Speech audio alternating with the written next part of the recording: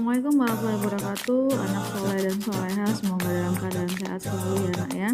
Oke, kita masuk materi berikutnya. Semoga kalian menyimak dengan baik. Jangan lupa like dan subscribe.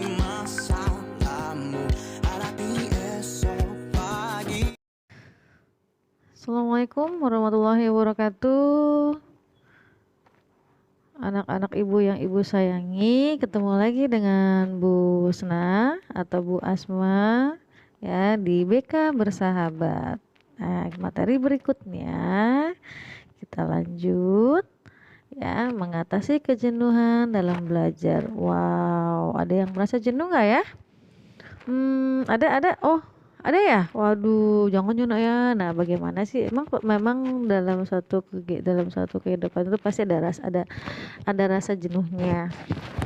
Tuh, terus membasmi kejenuhan itu atau menghilangkan kejenuhan itu. Gimana sih caranya ya? Apalagi kita belajarnya online ya. Ya, harusnya kalian juga lebih tahu cara menghilangkan rasa kejenuhan itu. Oke, yuk kita lanjut, kita lihat yuk. Tujuan dari layanan ini kalau nanti kita mengidentifikasikan berbagai macam kenapa sih kejenuhan dalam belajar. Nah, lalu nanti dijelaskan mengatasi kejenuhannya. Terus nanti kita mengklarifikasi macam-macam perilaku yang menunjukkan sikap jenuh dalam belajar. Kita lihat apa aja sih. Mudah-mudahan mungkin ada dalam diri kalian ya. Terus menganalisis teknik yang sesuai dengan mengatasi kejenuhan belajar. Oke, apa sih penyebab kejenuhan belajar? Menurut Chaplin ya, kejenuhan belajar dapat melanda siswa apabila ia telah kehilangan konsolidasi salah satu tingkat keterampilan tertentu sebelum siswa sampai pada tingkat keterampilan berikutnya. Selain itu, kejenuhan juga dapat menjadi proses belajar siswa telah sampai pada batas kemampuan jasmaniah karena bosan dan letih ya. Nah, seperti itu. Ini yang menyebabkan kejenuhan belajar dalam diri kalian. Macam-macam keletihannya siswa adalah satu, letih indranya siswa. Keletihan indra siswa. Indra itu adalah mata, telinga ya nak ya. Lalu yang kedua, keletihan fisik siswa ya. Misalkan memang badannya sudah lemas ya, memang butuh istirahat ya, boleh tidur sebentar. Yang ketiga, keletihan mental siswa. Mungkin terlalu sulit ya, jadi bingung mau ngapain, jadi nggak survive gitu, nggak semangat. Untuk itu, faktor penyebab keletihan mental pada siswa apa aja ya? Karena kecemasan, yang pertama adalah karena kecemasan siswa terhadap dampak negatif yang ditimbulkan oleh keletihan itu sendiri. Ya, lalu merasa cemas ya. Yang kedua, karena kecemasan siswa terhadap standar keberhasilan bidang studi tertentu yang dianggap terlalu tinggi, terutama ketika siswa merasa bosan mempelajari bidang-bidang studi tadi. Nah, ini kamu merasa diri kalian tidak bisa ya, padahal belum pernah coba, dia masih belajar ya. Karena siswa berada di tengah-tengah situasi kompetitif yang ketat dan menuntut lebih banyak kerja intelek yang berat.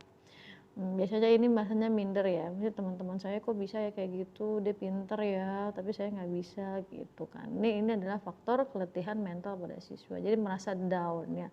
Kalau sekarang kalau bahasa sekarang namanya insecure, ya kan, insecure. Lanjut ya.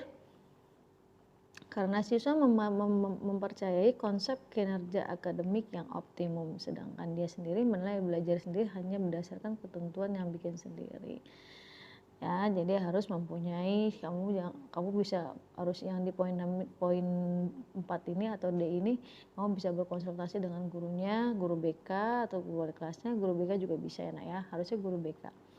Ya, berdasarkan ketentuan, jadi bisa menilai bahwa diri kalian tuh bisa mengatasi keletihan mental pada siswa.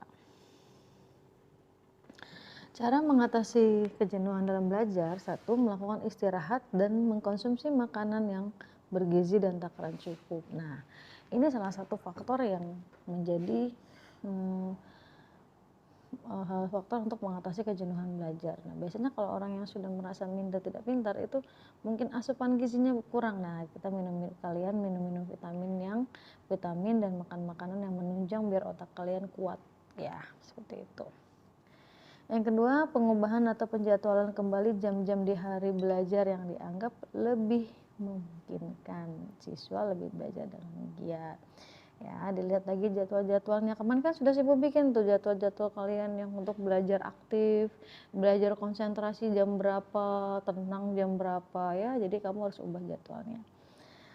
Lalu cara mengatasinya lagi, mengubah atau menata kembali lingkungan belajar siswa yang meliputi pengubahan posisi meja ya, meja tulis, lemari, rak buku, dan alat-alat perlengkapan belajar sampai kemungkinan siswa merasa berada di tempat yang lebih menyenangkan untuk belajar. Nah, ini sebenarnya kalian bisa melakukan kegiatan untuk merubah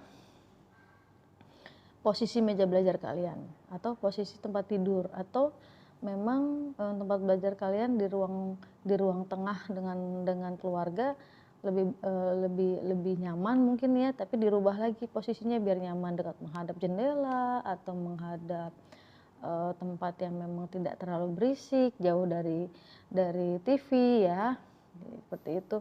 Jadi ini kalian bisa mengatasi kejenuhan dengan mengubah posisi belajar kalian atau posisi tempat yang paling nyaman yang kamu lakukan. Memberikan motivasi dan simulasi baru agar siswa merasa terdorong untuk belajar lebih giat ya.